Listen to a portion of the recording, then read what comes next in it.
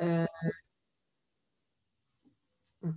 Pardon, il y a eu une petite interruption. Recording in progress. Voilà, donc ça marche. Voilà. Et donc, je vais parler de la démocratie au champ, mais d'un point de vue plus politique qu'agricole ou cultivateur.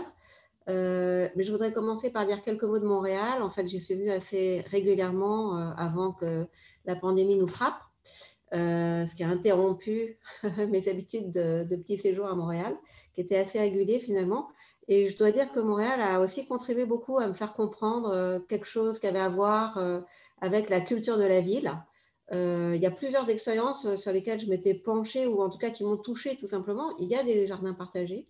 Il y a aussi des ruelles. J'ai écrit un article sur le verdissement des ruelles avant que la ruelle devienne un objet touristique. Alors, je ne sais pas où ça en est aujourd'hui, mais en tout cas, ce verdissement des ruelles m'avait semblé justement une forme de jardin partagé, une forme de coopération à travers une activité commune qui est celle de créer un espace commun, en fait, puis de l'entretenir et de tout simplement de le transmettre aux générations futures ou aux passagers qui peuvent l'emprunter. Donc, ça, c'est un exemple que je vais garder, enfin, comment dire, oui, une expérience plutôt que je vais avoir dans le coin de ma tête. Alors, je ne sais pas si à Laval, il y a ce genre de choses, ou à Québec, plus exactement, mais en tout cas, à Montréal, c'est assez frappant. Et puis, il y a aussi à Montréal, c'est la seule ville que je connaisse un petit peu au Québec, il y a aussi toutes sortes d'installations plutôt éphémères qui m'ont assez frappée d'une manière générale, c'est-à-dire qu'on a la ville qui a disons, il me semble, une politique relativement ouverte et démocratique, a sollicité un certain nombre d'architectes urbains ou d'installateurs ils ont disposé des éléments qui sont destinés à préfigurer finalement la requalification de la ville comme habitat partagé, cochant un peu dans la case du droit à la ville, si souvent cité de Henri Lefebvre. Et justement, donc, ce qui est intéressant, c'est que toutes sortes d'installations qui étaient destinées à être éphémères sont devenues relativement pérennes. Enfin, en tout cas, c'était mon expérience. Je ne sais pas encore une fois où ça en est maintenant. Et du coup, je trouvais que il y avait énormément d'éléments jardinés dans ces installations qui préfiguraient éventuellement l'avenir et qui testaient auprès des populations la condition même de possibilité une reconfiguration de la ville. Et il y avait donc beaucoup de potagers, beaucoup de plantes.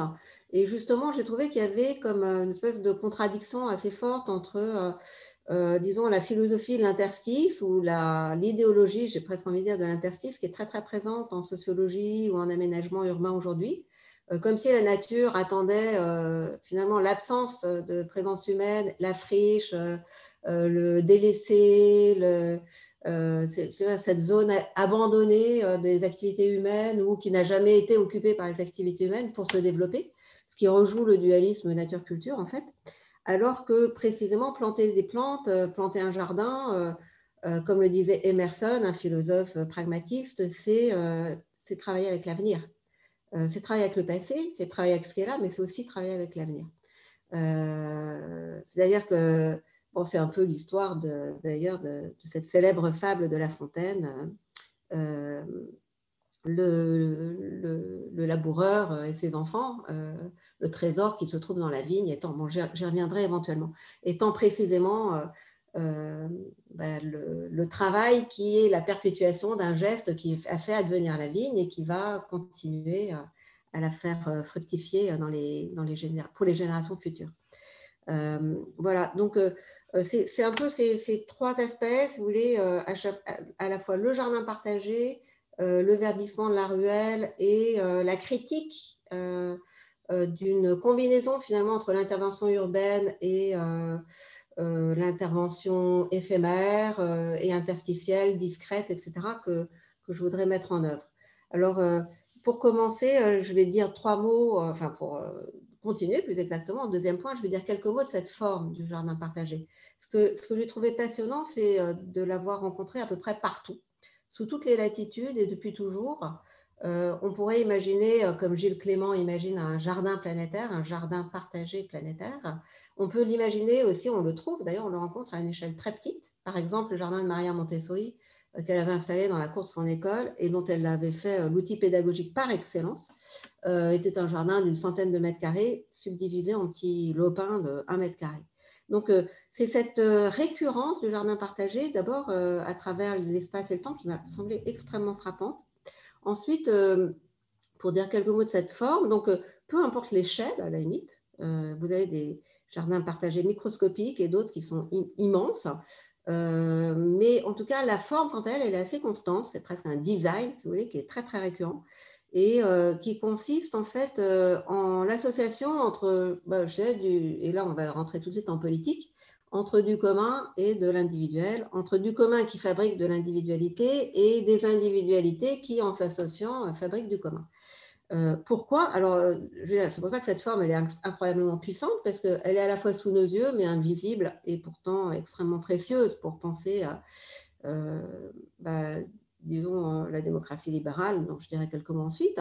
Elle est précieuse parce que, justement, elle associe un terrain commun qui n'est à personne, en tout cas qui ne tombe absolument pas sous le coup de du système de la propriété classique, c'est-à-dire qui n'appartient pas au régime de propriété absolue, irrévocable, concernant des biens sur lesquels seul le droit du propriétaire va s'exercer, et qui est issu du Code civil napoléonien français. Donc, cette terre n'appartient, alors, à qui elle n'appartient véritablement à personne, ou alors, disons que si elle appartient à quelqu'un, c'est à Dieu. Ça se trouve beaucoup, évidemment, pendant tout le Moyen-Âge et puis jusqu'à la Révolution française. Ou alors, elle appartient à la commune. Enfin, là, je dis la Révolution française, il faudrait dire les révolutions démocratiques, en fait. Elle appartient à la commune, elle peut appartenir à l'État, elle peut appartenir à l'humanité, comme chez Locke. Hein. La terre n'est à personne, elle est à Dieu l'a donnée aux hommes, à l'humanité tout entière. Et donc, voilà, en tout cas, ce terrain commun, si vous voulez, est commun au sens où justement, il n'est pas approprié. Et ce qui est intéressant avec la forme du jardin partagé, c'est qu'on y décèle instantanément une espèce de contradiction finalement entre l'appropriation, qui est un terme, je ne sais pas au Québec, mais en tout cas en France, beaucoup de sociologues et de philosophes sociaux utilisent le terme d'appropriation pour parler d'usage, en fait. Notamment dans le domaine de l'art, par exemple, ça c'est assez fréquent. On dit, oui, on crée des choses pour les gens et les gens vont se les approprier, et comme si approprier était le mode privilégié de la participation finalement des destinataires à un dispositif commun. Mais non, il ne s'agit pas du tout d'appropriation. Donc, c'est important que ce terrain, justement, est en quelque sorte, voilà, qu'il n'est pas appropriable. Et par ailleurs, il va être, comment dire, découpé, fragmenté en lopins individuels, en lopins qui sont destinés à des familles ou à des individus. Alors, au cours de l'histoire, en général, c'est plutôt à des individus qui les choisissent. Par exemple, dans les Community Gardens de New York qui commencent à être créés dans les années 1970, sont surtout des femmes et des enfants qui occupent des lopins. Mais d'ailleurs, ce sont des lopins qu'ils obtiennent de haute lutte parce que, voilà, il faut, en l'occurrence, qu'ils y accèdent par l'intermédiaire justement d'un conflit avec la ville qui est régie par le très puissant Moses, dont vous avez sans doute entendu parler, qui a déterminé finalement les grands champs de modification de la ville de New York et ses équipements fondamentaux qui font de New York ce que c'est aujourd'hui. Donc, c'est souvent des femmes, d'ailleurs, qui ont accès aux lopins, des enfants, ça peut être des vétérans dans les jardins thérapeutiques, ça peut être des ouvriers ou des familles ouvrières dans les jardins ouvriers, ce peut être également des familles dans les jardins familiaux. Alors, en France, dans les années 1850, naît justement ce qu'on appelle la Ligue du coin de terre et du foyer, et qui destine le lopin individuel à la famille populaire afin qu'elle arrondisse ses fins de mois d'une part, ou qu'elle se produise, et puis qu'elle ait une activité de sociabilité que la vie moderne, dont la vie moderne la prive. Donc voilà, en général, donc, le lopin échoit à un individu ou à une famille ou à un tout petit groupe d'individus. Et ce qui est intéressant, c'est que justement,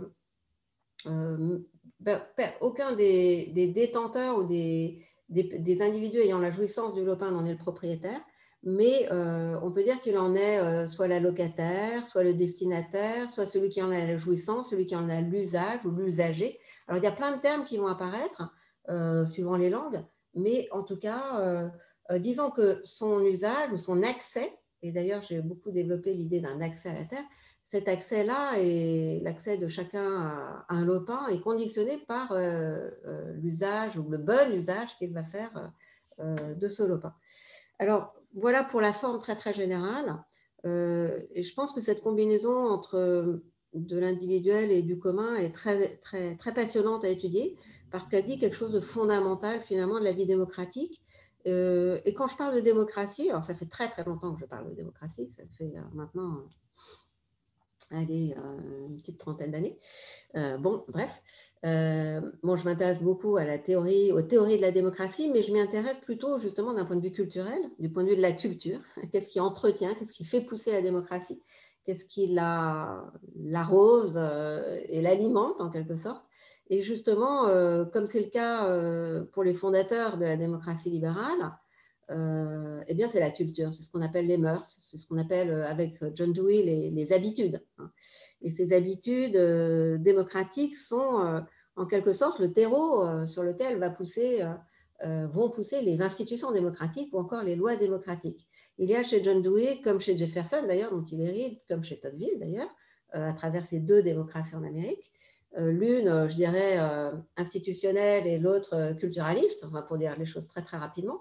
Donc, il y a vraiment une véritable complémentarité, mais avec une emphase justement sur les mœurs, parce que les lois démocratiques, et John Dewey en avertit en poussant de grands cris effrayés dès les années 1928-29, parce que suivant lui, justement, les lois démocratiques ou les institutions peuvent se trouver vidées de leur sens et devenir purement nominales ou théoriques lorsqu'elles ne sont plus en quelque sorte alimentées et soutenues par des habitudes démocratiques et, précise-t-il, dans tous les domaines de l'existence, qu'il s'agisse de la vie sociale, de la vie religieuse, de la vie éducative, de la vie à l'hôpital, de la vie à l'usine, dans la fabrique, dans les champs, dans la famille et choses de ce genre. Donc, voilà, et il y a une phrase de John Dewey, il dit « Si la démocratie n'est pas réalisée dans chacun de nos modes de vie et dans chacune des formes de notre association,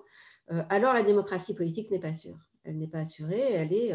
Bon, en France, on en est quand même à la Ve République, ce qui prouve qu'effectivement, il y a quand même une certaine fragilité dans notre régime et que, disons que dans la mesure où le terme même de démocratie s'est retrouvé en compagnie d'à peu près n'importe quel régime politique, y compris les pires, il y a lieu de se demander finalement qu'est-ce qui va, je dirais, apporter aux lois démocratiques, aux institutions, la substance sans lesquelles elles ne pourraient finalement que former une espèce de cirque politique privé de ce qui en a été l'origine d'une part et la finalité d'autre part.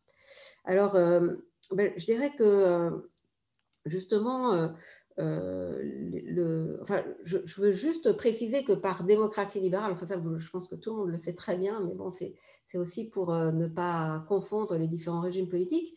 La démocratie libérale, c'est justement ce régime qui associe deux formes de gouvernement qui ont existé historiquement et qui existent toujours d'ailleurs l'une indépendamment de l'autre, à savoir d'un côté le principe de limitation du gouvernement, ce que fait l'état de droit ou encore la Constitution, ce texte fondamental qui fixe la composition, enfin les règles de composition ou de formation du gouvernement et qui aussi arrête le pouvoir, c'est-à-dire fixe à l'exercice du pouvoir des limites qui sont relatives d'une part aux compétences de chaque pouvoir et d'autre part aux droits de l'homme et du citoyen.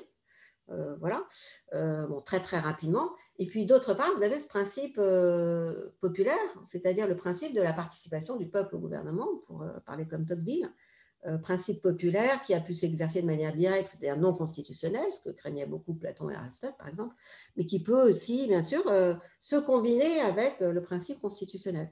Donc cette démocratie libérale qu'on connaît bon, dans nos pays enfin qui est le modèle qui s'est répandu depuis ce qu'on appelait d'ailleurs aux États-Unis en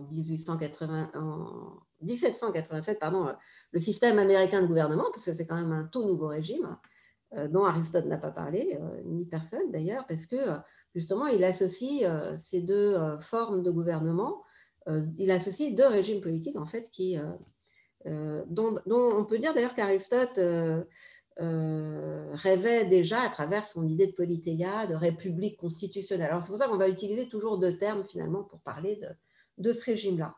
Et comme le dit John Dewey, ou d'ailleurs d'une certaine façon en reprenant des propos de Jefferson, c'est un régime qui est très difficile parce que c'est celui qui fait reposer un fardeau extrêmement lourd sur les épaules de chacun d'entre nous et donc qui est fragile, qui est contingent, qui est à la merci de toutes sortes d'accidents, et à la fois l'équilibrage, si vous voulez, du dispositif institutionnel, mais disons le soubassement mental, moral, éthique et social, voire économique évidemment, qui est le sien, sont, disons, pour que la démocratie soit sûre, doit former un écosystème en fait.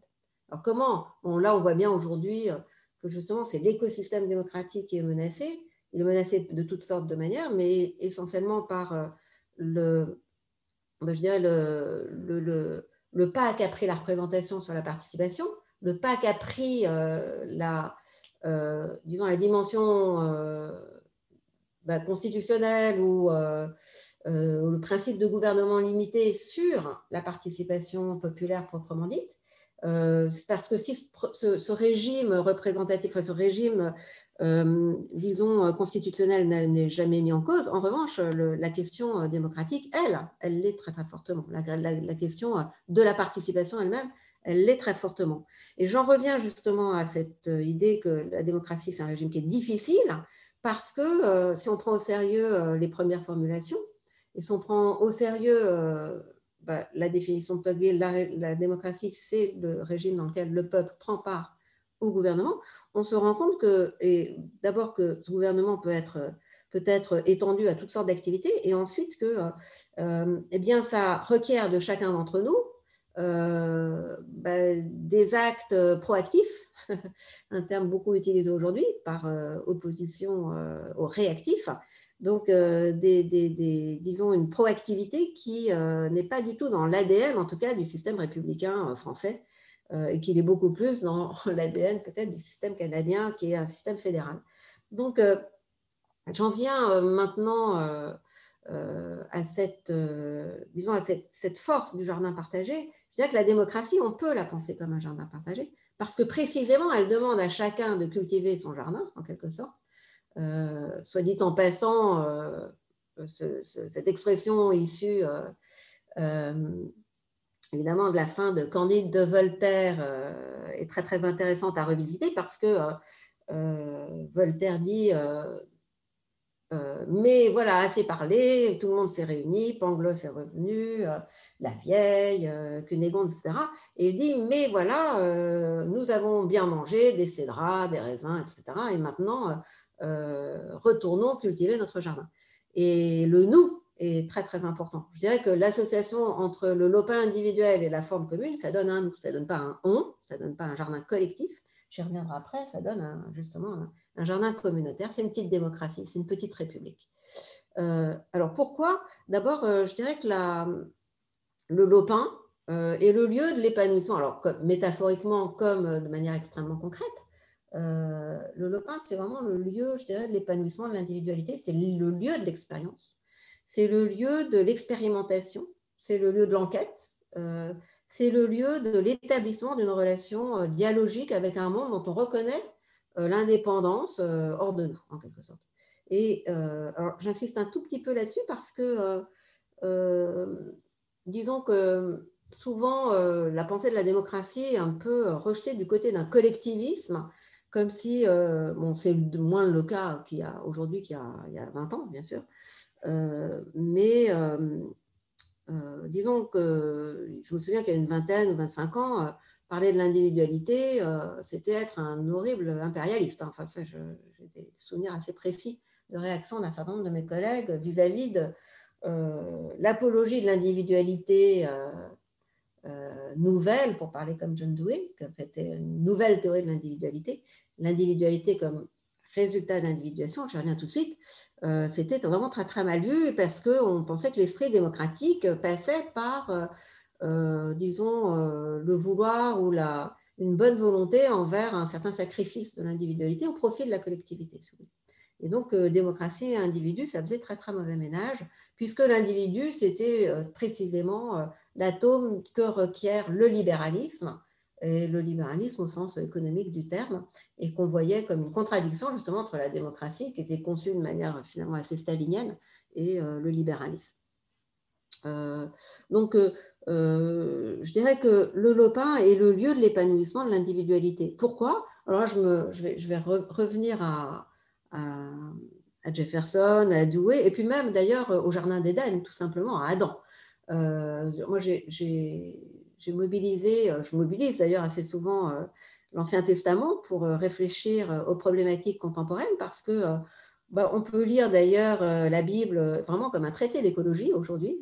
Je vous invite à le faire, c'est passionnant, ça foisonne de réflexions sur les plantes, les plantes compagnes, la combinaison des plantes, comment se tenir par rapport aux plantes, comment accéder à l'eau, où est l'eau, à qui est-elle, comment organiser le tour d'eau, quand est-ce qu'on arrose, quand est-ce qu'on n'arrose pas, quelles plantes on mélange, quelles plantes on sépare. Enfin, c'est vraiment bourré de références finalement, comme c'est normal, parce que c'était le champ d'expérience privilégié à l'époque en Mésopotamie, mais voilà, bourré de relations, c'est-à-dire que toutes les principes éthiques et le vivre ensemble sont fondés métaphoriquement ou du point de vue organisationnel sur une exploration justement de l'exemple, peut-être évidemment privilégié du fait de l'époque, fondé sur la culture de la Terre, la question de la culture de la Terre. Et donc, Adam est vraiment passionnant parce que, enfin, je veux dire, c'est un personnage dont la représentation habituelle est complètement fallacieuse, puisque, comme en atteste la peinture, un certain nombre de tableaux qu'on connaît tous, Adam se prélasse dans le Jardin d'Éden, un peu comme un touriste dans une oasis, alors qu'en réalité, comme le dit d'ailleurs le tout début de la Genèse, une fois que Dieu a créé la terre, d'abord il plante le jardin. Ça, c'est intéressant, le jardin n'est pas créé, il est planté. Il est planté par Dieu lui-même, Adonai. Et ensuite, donc il a créé l'homme, et l'homme, Adam, en fait, Adam, il l'a créé, enfin, c'est l'homme en tant qu'humain, enfin, ni homme ni femme. Donc il le crée et il le prend, il le met dans le jardin afin qu'il travaille le jardin, le terme qui est utilisé c'est le travail, voilà, et afin qu'il le garde, chômeur. Voilà. Et donc voilà, ça, je pense que c'est vraiment, j'ai envie de dire, c'est l'alpha et l'oméga de la démocratie en tant qu'écologie ou de l'écosystème démocratique. C'est-à-dire qu'on est là, une certaine, non pas pour, mais enfin, disons que la meilleure manière de se tenir sur la terre, c'est une expression que je reprends à Emerson, il parle du cultivateur, du fermier, du paysan qui a la bonne manière de se tenir sur la terre, justement. Donc, la bonne manière de se tenir sur la terre, c'est d'en tirer notre subsistance tout en la conservant, tout en la gardant, en quelque sorte. Et donc, ce qui est intéressant, c'est qu'il y a une réversibilité, comme une réciprocité, une complémentarité entre le fait de cultiver la terre et le fait de la garder, entre le fait d'en tirer sa subsistance et le fait de la conserver. Alors, cette conservation, elle se comprend de plein de façons différentes. Il s'agit bien sûr de protéger le jardin contre d'éventuels destructeurs ou prédateurs. Il s'agit de veiller à l'équilibre des plantes. Et là, j'avais été, par exemple, on peut citer d'ailleurs des ouvrages de cultivateurs traditionnels qui se pensent un peu comme le chef d'orchestre des plantes. C'est le cas par exemple de Michel de Cerques, un texte, voilà, enfin je pense à disons à son texte très très célèbre qui s'appelle Le traité d'agriculture et le ménage des champs, qui fait de la ferme une petite république, mais un texte donc qui date des années 1510 ou 1520, si mes souvenirs sont bons, et qui est le fait donc d'un gentleman, si je ne sais pas quel est le titre exact, protestant, donc qui va mettre, disons, qui va corréler sa croyance en l'autogouvernement à l'administration de sa ferme comme une république démocratique en quelque sorte. Donc c'est vraiment très très intéressant. Il fait le ménage, l'idée de ménage des champs, une idée que j'aime bien. Évidemment, à l'époque, ménage signifiait quelque chose d'un peu différent de celui du sens actuel, mais je pense qu'on pourrait revenir au terme de ménage, puisque le ménage, justement, aménage, nous ménage et ménage aussi la chose qui est aménagée. Donc, il y a vraiment une espèce d'écosystème du ménage, en quelque sorte, qui est assez parlant. Donc, voilà, ce que je veux dire, c'est que Adam, d'un côté, donc, préserve le jardin, il en orchestre la durée, il en fait quelque chose de durable. Et c'est la raison pour laquelle je disais tout à l'heure que cultiver sans penser ni au présent, enfin, ni au passé, ni à l'avenir, c'est vraiment se fourvoyer. Donc, je pense que le caractère non pérenne des installations de jardins partagés sont un peu des contresens sur le sujet, et qu'il y a lieu en démocratie de revendiquer une inscription dans une temporalité qui est à l'échelle des événements naturels qui sont sollicités ou qui sont tout simplement créés. Donc ça, c'est un aspect. Et puis, par ailleurs, donc, en le garder, c'est aussi garder le jardin, c'est aussi, disons, le travailler la terre. Il y a et en travaillant la terre, finalement, Adam va développer ce qu'il a en propre. Il va développer son humanité, il va s'humaniser en quelque sorte. Donc, si vous voulez, le Adam qui rentre dans le jardin, qui est mis par Dieu dans le jardin, c'est pour qu'il, disons, qu'il crée avec la terre une espèce d'unité, non pas symbiotique, mais d'unité fonctionnelle qui est répartissable, si vous voulez, en production de ressources ou de moyens de vie pour le grand nombre et en production de soi, si vous voulez. Mais la production de soi et la production de ce qui est nécessaire à la communauté, en quelque sorte, c'est la même chose, c'est le même acte. Et dans cette communauté, il y a des humains, comme on dit aujourd'hui, et puis il y a des non-humains. Dans cette communauté, il y a des plantes, il y a des animaux, bien sûr, et il y a d'autres hommes, donc ils naîtront finalement de cette filiation-là, en quelque sorte. Et je pense que ça dit quelque chose de fondamental de la vie démocratique.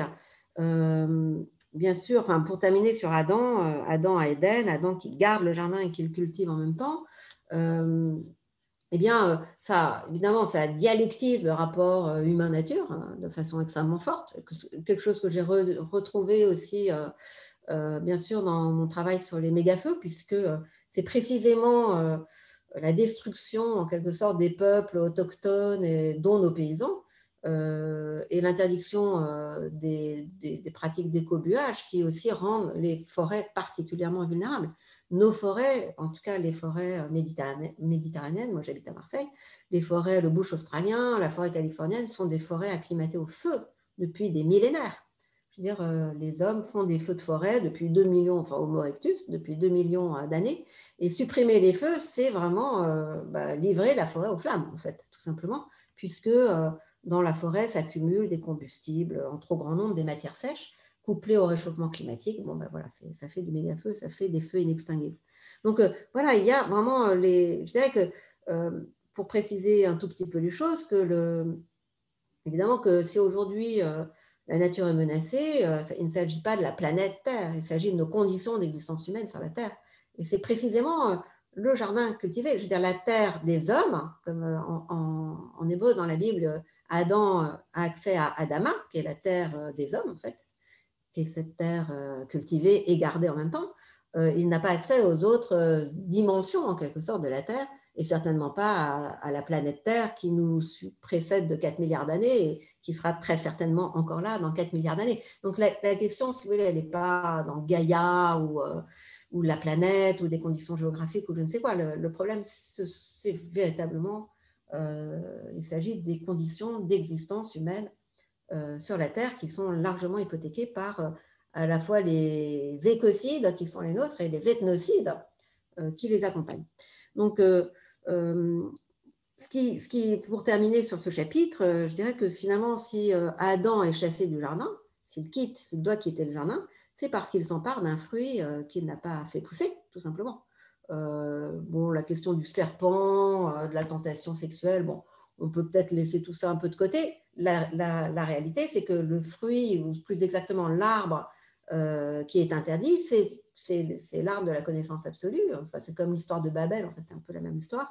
C'est-à-dire, c'est cet arbre donc, qui est, pour ainsi dire, en soi et qui n'est pas le produit de l'industrie humaine, en quelque sorte. Et c'est de ça qu'il ne faut pas s'emparer, en quelque sorte.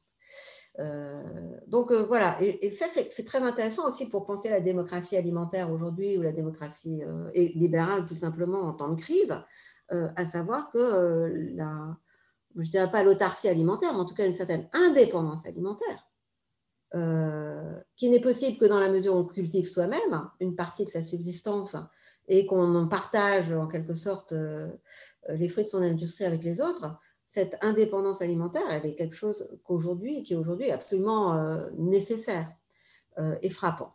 Alors maintenant, je reviens au lopin et je dirais que d'un point de vue plus pragmatiste, enfin encore que c'est vraiment la suite, d'un point de vue très pragmatiste, le lopin c'est justement le lieu de l'autogouvernement.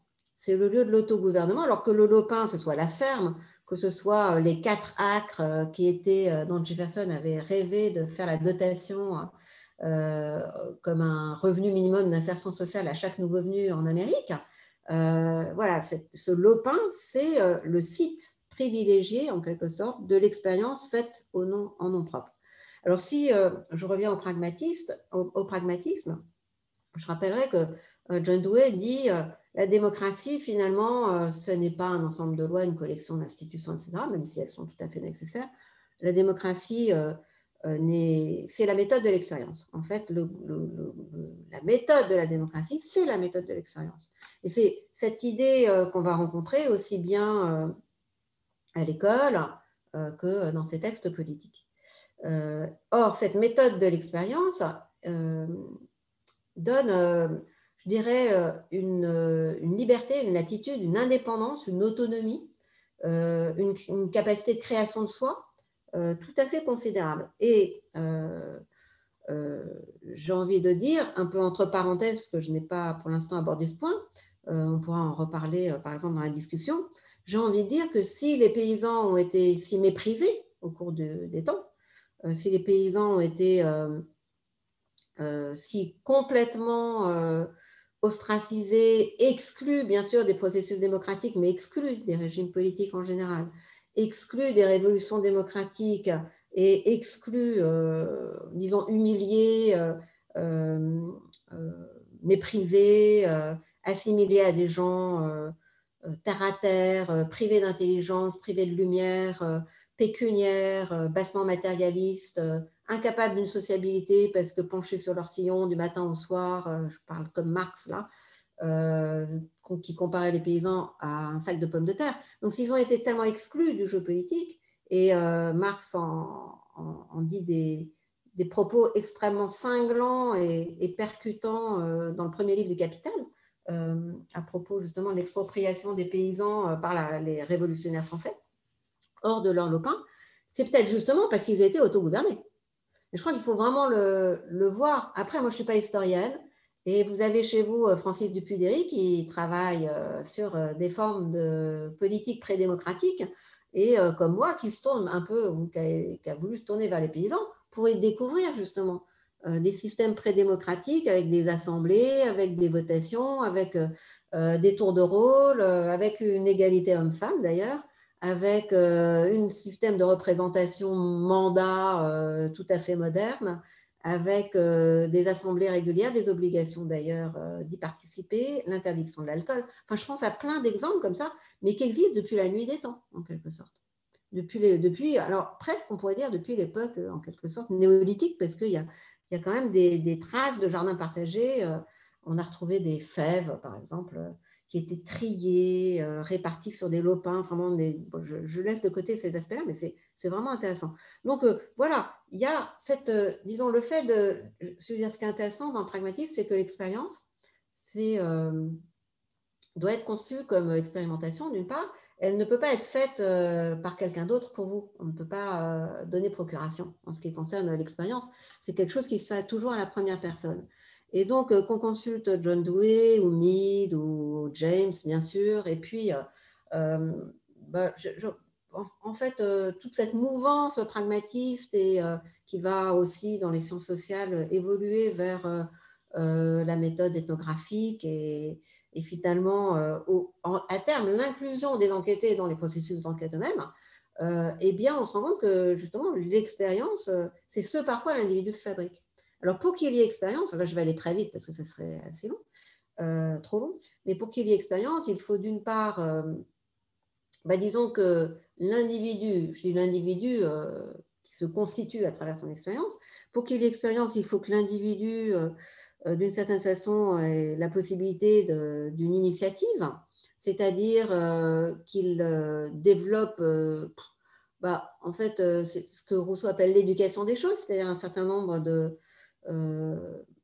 forces créatives et vitales, en fait, qui canalisent, qu'il va canaliser au fur et à mesure qu'il rencontre des matériaux dont il s'empare et qu'il fait jouer, qu'il manipule, etc., etc. Donc, l'expérience, si vous voulez, chez pragmatiste, c'est toujours l'expérience évidemment de quelque chose d'un point de vue phénoménologique, mais c'est plus que l'expérience de quelque chose. Ça n'est pas une expérience purement perceptive, c'est une expérience qui s'empare du réel et le transforme. Dans la mesure où finalement il y a expérience à partir du moment où on arrive à connecter un cours d'action à quelque chose dont on se ressent. Mais la connexion d'un cours d'action n'est fructueuse en quelque sorte. Et d'ailleurs, on peut évoluer très vite vers quelque chose qui a à voir avec l'enquête. Donc, à partir du moment où comment je dirais, cette expérience, disons,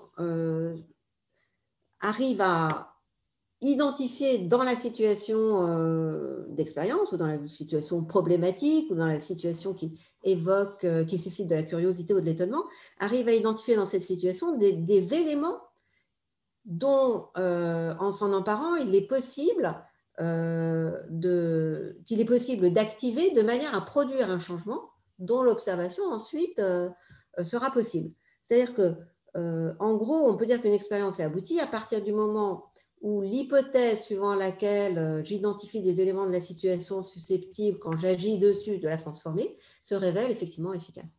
Et c'est ça, enfin, cette expérience, on va la retrouver à tous les niveaux, notamment à l'école, enfin, quand l'école l'autorise, ce qui n'est absolument pas le cas de l'école classique en France, puisque les enfants n'arrêtent pas justement de manipuler des matériaux. Mais d'ailleurs, ils le font de manière parfois assez répétitive, en faisant des petites variations qui sont justement l'occasion de micro-changements dont ils se repaissent, qui leur procurent une très grande joie.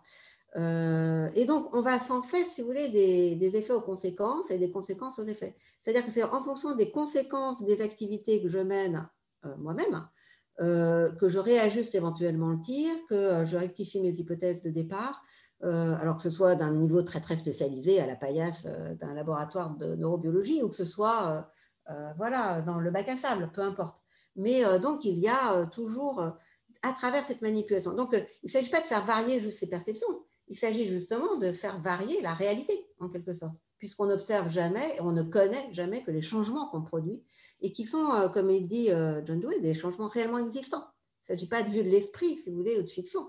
Bien sûr, il y a des artefacts parfois dans les manipulations, il y a des erreurs, des illusions, etc. On se trompe, mais bon, en tout cas, disons que la forme cultivatrice, si vous voulez, on peut utiliser la culture là dans un terme très très étendu, la forme cultivatrice ou l'enculturation suppose justement ce type d'expérience, suppose justement qu'on aille sans cesse de propositions dialogiques avec le monde à l'observation des conséquences que notre proposition de dialogue engendre. Alors, ça, c'est un aspect. Et puis, de l'autre côté, si vous voulez, vous avez aussi, je dirais, une certaine plasticité du monde qui est l'objet de l'expérience. C'est-à-dire qu'il y a effectivement des univers étudiés par Goffman, par exemple, bon, à travers l'idée d'institution totale, ou que certains urbanistes, je pense à Mumford ou même Tony, enfin bon, disons que la ville va très vite être pensée comme une espèce d'institution totale, pour parler comme Goffman, à savoir si vous voulez, justement des milieux qui sont tellement rigides, tellement autoritaires, tellement, disons, tellement compacts et rétifs. Alors, je parle aussi d'ailleurs de milieux intellectuels ou psychologiques, tellement réactifs à tout changement qu'ils opposent comme une fin de non-recevoir, en quelque sorte, à toute expérience qui va se fracasser dessus. Donc, si vous voulez, l'expérience, elle se situe justement entre quelque chose qui a à voir avec l'agitation, des mouvements désordonnés, qui ne trouvent jamais finalement à s'organiser suivant un schéma téléologique ou finalisé. Et puis, à l'opposé, si vous voulez, vous avez, je dirais, à l'opposé de l'agitation, justement, la espèce de rigidité totalitaire qui empêche justement les changements d'advenir ou qui empêche l'observation des changements, quelle qu'elle soit. Donc ça, c'est aussi enfin, le secret est de cet ordre-là, d'ailleurs. Voilà. Donc, je dirais que cultiver la terre, c'est ça que ça apporte. C'est pour ça, par exemple, j'ai beaucoup étudié les jardins thérapeutiques ou les jardins pédagogiques. Ça crée une immense liberté. Le jardin, et c'est une des raisons pour lesquelles le jardinage a, je pense que plein de gens sans vraiment pouvoir l'objectiver, en tout cas pas dans ces termes-là, en ont eu l'intuition. C'est le jardinage donne une espèce de, et surtout le fait de jouir d'un lopin procure une espèce de liberté qui est justement presque l'abécédaire de la citoyenneté. Et de cette citoyenneté proactive dont je parlais tout à l'heure. Pas de cette citoyenneté purement représentative, mais de cette citoyenneté qui consiste à, comme le disait Jefferson, à se gouverner sans un maître, tout simplement. À se gouverner sans un maître, ce qui se comprend aussi, bien sûr, économiquement, puisqu'encore une fois, le lopin, le jardin partagé a joué un rôle économique au sens de l'économie réelle absolument majeur. On peut penser, par exemple, disons, au rôle, par exemple, des lopins dans le système du Mir russe, qui a été heureusement préservé par le stalinisme, par Staline, qui a d'abord voulu les démanteler, mais finalement s'est abstenu, contrairement à ce qu'a fait Mao Zedong, par exemple. Et ce système du Mir qui entre en opposition complète avec le kolkhoz, par exemple.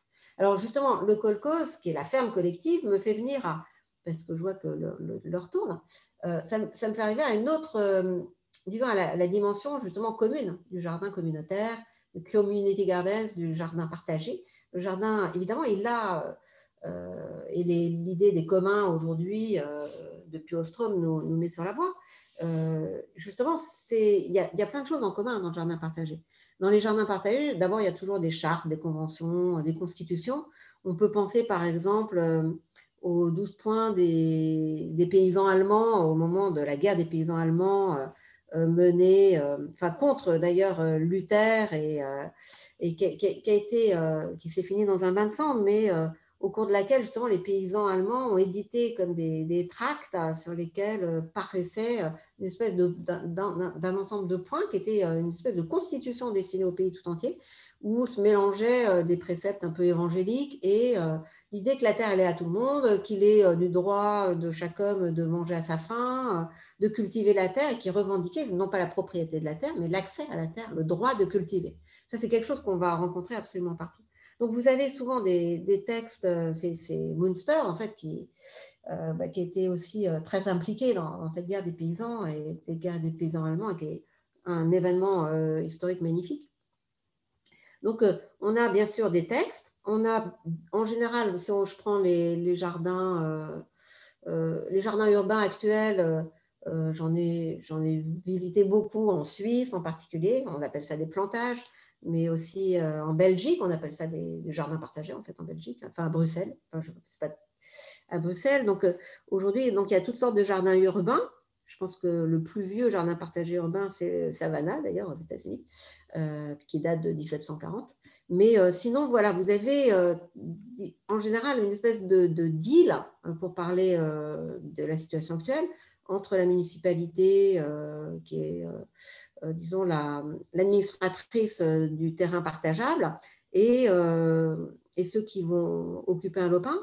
Il y a la plupart du temps des portions du jardin partagé qui restent communs, qui sont communalisés, par exemple le compost, les semences, l'accès des scolaires, l'accueil des publics, la formation sur Internet. Je pense aux incroyables comestibles, par exemple, ça joue un rôle très très important.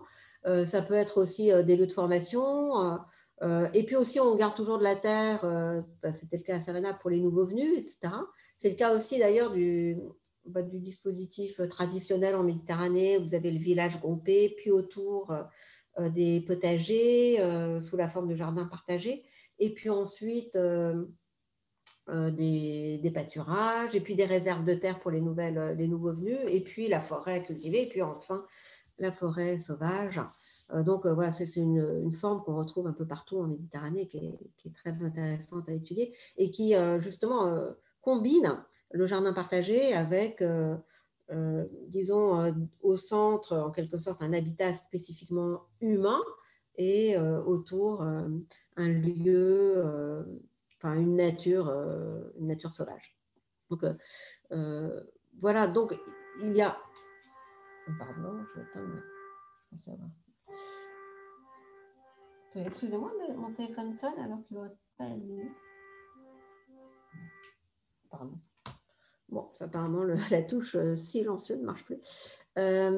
Donc, oui, donc il y a toutes sortes de choses qui sont communes et comme l'expliquait Ostrom ou bien Dardot et Laval en France, clairement, disons que le terrain commun ou ce qu'on appelait avant les commensaux, les communaux, ne reste commun que dans la mesure où il y a un gouvernement commun.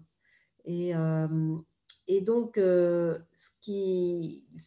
gouvernement commun, auquel participent des individus qui ont en quelque sorte les mains dans le cambouis, c'est-à-dire qui font quelque chose et qui, disons, identifient leurs intérêts communs à travers le spectre très vaste de leurs propres activités, en fait, est un gouvernement vraiment très spécifiquement, je dirais, ou de manière très intéressante, un gouvernement démocratique, un autogouvernement. Et les formes d'autogouvernement dans les jardins partagés, elles sont assez variées, mais elles sont très récurrentes. Elles sont, historiquement, elles ont toujours posé des problèmes. On peut penser à Canudos au Brésil, on peut penser aux ortillonnages d'Amiens, on peut penser au jardin partagé qu'est la forêt indonésienne, par exemple. La thèse de Clifford Geertz portait là-dessus, d'ailleurs. Hein, c'est intéressant. Hein, où il oppose justement deux systèmes agricoles qui sont d'un côté la forêt partagée comme jardin partagé, avec une agriculture vivrière qui coexiste à la fois avec la forêt et qui, disons, répartit celle-ci en zones d'exploitation un peu minimum dont chacun se reconnaît à la fois l'artisan et le responsable. Et puis le système de la rivière, qui alors lui est un système complètement artificiel. Là, son terrain, c'est l'Indonésie. Ça, c'est une thèse qui date des années 1960. 65. Et donc, le système de la rivière, qui est un système centralisé, c'est de l'agriculture industrielle déjà. Enfin, c'est-à-dire d'une façon qui met la terre sous tutelle humaine, puisque la rivière ne peut pas subsister d'elle-même, et qui artificialise le sol en le terrassant, en l'inondant, etc., etc., et qui par ailleurs crée sur place une forme de travail qui n'a plus rien à voir avec l'autogouvernement, si vous voulez. Et ça, ce qui est intéressant, c'est que Jefferson, il l'avait très bien vu. Bon, évidemment, il n'est pas en Indonésie, là on parle de l'Amérique, mais Jefferson avait très très bien vu que le jardin partagé, ce n'est pas le terme qu'il utilise, mais lui, il voit l'Amérique comme un jardin partagé, avec ayant comme première loi abolition de la primogéniture et dotation, enfin disons, utilisation du gouvernement fédéral pour répartir des lots de terre entre tous les habitants. Et donc, ce qu'il voit très bien, c'est que le paysan indépendant, dont il pense qu'il est le citoyen le plus vertueux, le meilleur des citoyens, celui qui est le plus apte finalement à exercer une citoyenneté, quel que soit l'échelon de l'État auquel il va se trouver, que ce soit au niveau de sa ferme ou au niveau de l'État fédéral d'ailleurs, c'est assez intéressant, eh bien, lui, enfin, s'oppose en quelque sorte Enfin, disons que ce système donc, de jardin partagé à l'échelle de l'Amérique, il imagine, s'oppose au latifundisme, s'oppose au système de la plantation qui est déjà en compétition avec ce système-là, qui va gagner haut la main d'ailleurs. Et alors, ce qui est intéressant, c'est que le système de la plantation, si vous voulez, ou latifundisme, comme on voudra, jusqu'à aujourd'hui, c'est un système esclavagiste, évidemment.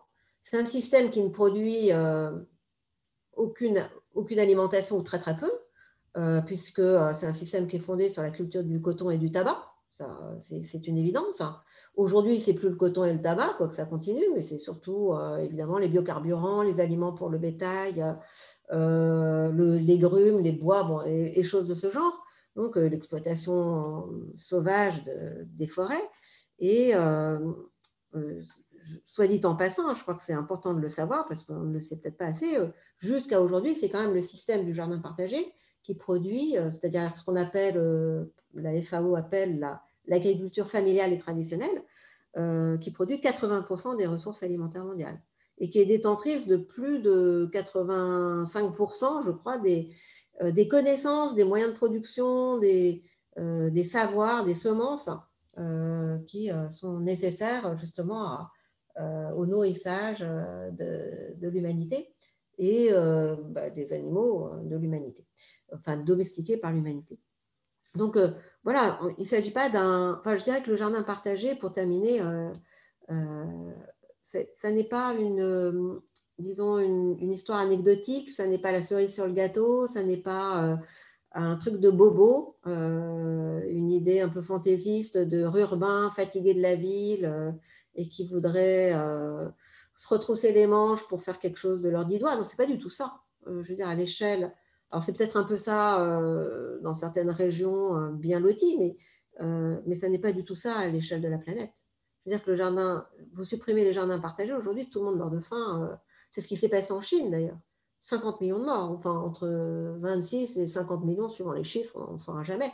Mais la suppression du lopin, ça a eu un caractère incroyablement destructeur.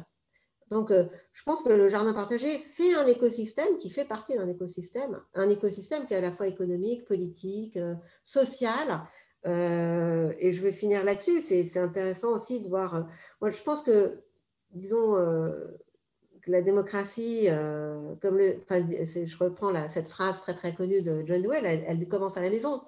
Elle commence à la maison parce que justement, elle est fondée sur des mœurs et qu'il y a aussi à la maison des habitudes démocratiques qui peuvent être prises et en l'absence desquelles, ça sera quand même un peu difficile d'engendrer des citoyens en bonne et due forme au moment où les individus qu'on aura fait pousser en quelque sorte ou cultiver atteindront l'âge de 18 ans ou de 16 ans, suivant les pays. Donc, ce qui me semble important, c'est de loger cet autogouvernement dans à peu près n'importe quelle portion de la vie sociale, et notamment au niveau de la sociabilité elle-même. C'est-à-dire que la sociabilité, si vous voulez, c'est aussi cette forme dans laquelle chacun compte point. Le collectif et le communautaire s'opposent de manière très, très radicale dans la sociabilité, telle qu'elle est analysée, par exemple, à travers la conversation par Gabriel Tarde ou par Zimmel, etc., etc. C'est-à-dire que, en fait, moi, je prends un exemple en Bretagne où je me trouvais il y a quelque temps, à l'époque d'ailleurs de la rédaction de cet ouvrage. Il y avait plein de gens au jardin partagé derrière le château, alors qu'on était dans un village et que tous ces gens avaient des maisons avec des jardins qui les flanquaient. Et je me souviens de leur avoir demandé, mais pourquoi vous venez là pourquoi vous êtes là plutôt que chez vous, quoi, finalement. Et beaucoup m'avaient dit, et ça après je l'ai entendu, en fait ici, on est en compagnie, on est en bonne compagnie, on a des gens à qui parler, on a des gens dont on apprend, on a des gens avec qui on échange, et finalement on est beaucoup plus heureux au jardin partagé que chacun chez soi. C'est un peu d'ailleurs l'affaire du rond-point en ce qui concerne nos gilets jaunes, parce que voilà, quand on fait des choses ensemble, si vous voulez, sans pour autant dépendre les uns des autres, en menant son activité de A à Z, ce qui n'était pas du tout le cas du jardin collectif comme le kolkhoz, qui a engendré des ouvriers agricoles et pas du tout des cultivateurs ou des paysans. Quand on fait des choses ensemble, justement, on prend goût en quelque sorte à la compagnie des autres et en même temps, on découvre une force politique qui est absolument remarquable en fait et qui non seulement est proactive, mais qui en plus est indispensable, je pense, pour générer des processus d'identification des problèmes sociaux et qui, à terme, devraient pouvoir constituer l'agenda de notre gouvernement, de nos gouvernements. Voilà. Bon, je vais m'arrêter là. Je pense que j'ai parlé très vite et bon, Mais... J'ai besoin de mon téléphone parce que là, il ne me répond plus. Peut-être attendre qu'elle revienne pour la remercier. Voilà, pardon. Merci beaucoup, Joëlle, pour cette conférence. Je pense qu'elle a soulevé plusieurs questions, une grande série de questions. On est passé du jardin d'Éden avec Adam jusqu'au jardin partagé aujourd'hui. C'est à peu près 2000 ans d'histoire en 1 heure, donc je pense qu'on a beaucoup de matière à discussion. Alors, comme je disais tout à l'heure, je vais ouvrir la parole au public. Donc, si vous avez des questions, vous pouvez soit lever la petite main avec l'aide de la réaction en bas de votre écran, ou encore écrire sur le clavardage, ou encore simplement lever la main si vous avez vos caméras allumées. Et puis, si personne ne veut briser la glace, je vois Simon qui... je t'en prie, Dan, vas-y. Lève la main. Puis pendant ce temps-là, peut-être il y a une question qui est apparue sur le chat aussi, donc je vais en profiter pour la lire et la dire après. Donc, Simon, s'il te plaît.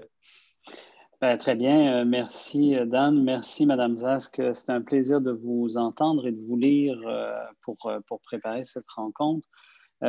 Une question pour vous, parce que vous avez fait des clarifications en tout début de présentation sur la question de la démocratie qui m'ont été très utiles pour mieux vous saisir. Est-ce qu'il vous serait possible de faire de même sur la question du libéralisme? Vous avez dans votre ouvrage, on voit la présence et du libéralisme économique et du libéralisme politique. Vous les distinguez. J'aimerais mieux comprendre quel est le lien pour vous de cette démocratie agricole ou du jardin partagé plus spécifiquement, et de cette distinction que vous faites entre libéralisme politique et libéralisme économique. Est-ce que cette démocratie au champ est plus en phase avec le libéralisme politique ou plus en phase avec le libéralisme économique? Et comment retenir l'un sans retenir l'autre? Bref, voilà. Merci beaucoup. Merci. Bon, alors, il y a évidemment libéralisme et libéralisme. Il y a l'ancien et le nouveau, comme dirait John Dewey. Et j'aime beaucoup son texte qui s'appelle Libéralisme et action sociale, en fait, qui est un très beau texte où il distingue justement le libéralisme politique de ce qui est devenu, du rétrécissement qu'a dû subir le libéralisme politique sous l'effet de son économisation, sous l'effet de sa reprise économique. Alors, d'où vient cette réduction?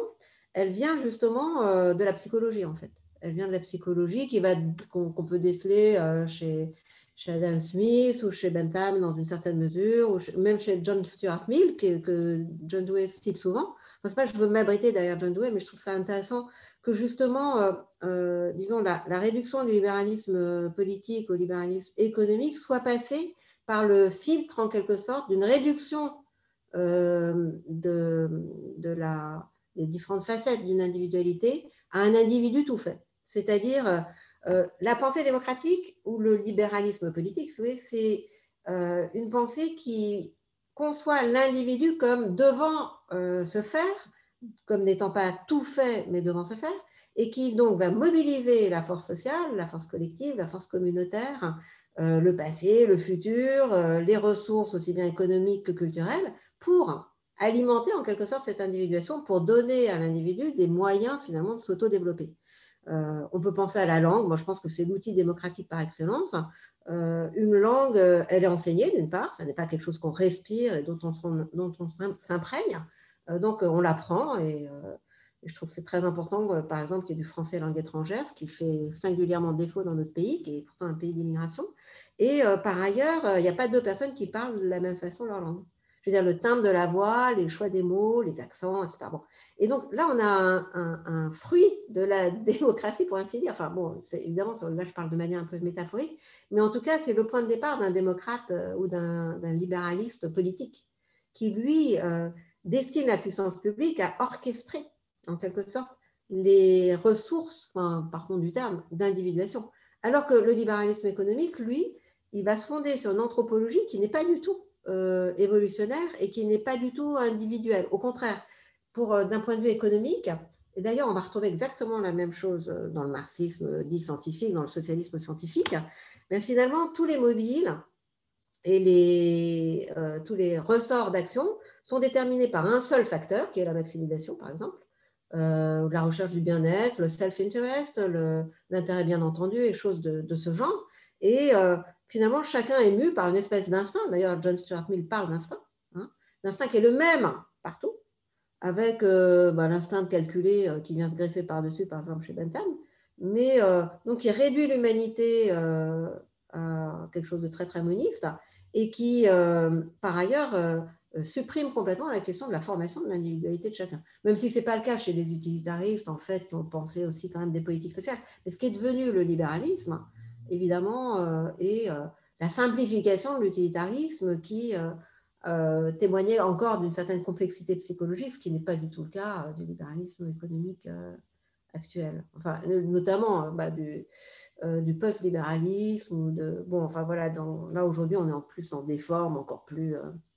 voilà. Donc en fait, l'idée d'avoir utilisé finalement les libertés dont le libéralisme politique se revendique et qu'on peut faire remonter, moi je ne sais pas, à Thomas More ou n'importe, ou à Spinoza pour Manon, enfin ça dépend un peu des auteurs. Donc en tout cas, d'avoir réduit les libertés justement à la liberté d'entreprendre est déjà évidemment et sous-tendu par cette anthropologie fantaisiste qui sert un certain nombre d'intérêts qui, au moment de leur apparition, sont tout à fait légitimes. Et je pense en particulier à la liberté de croyance, à la tolérance, à la liberté disons, de profiter des fruits de son travail indépendamment de la taxation monstrueuse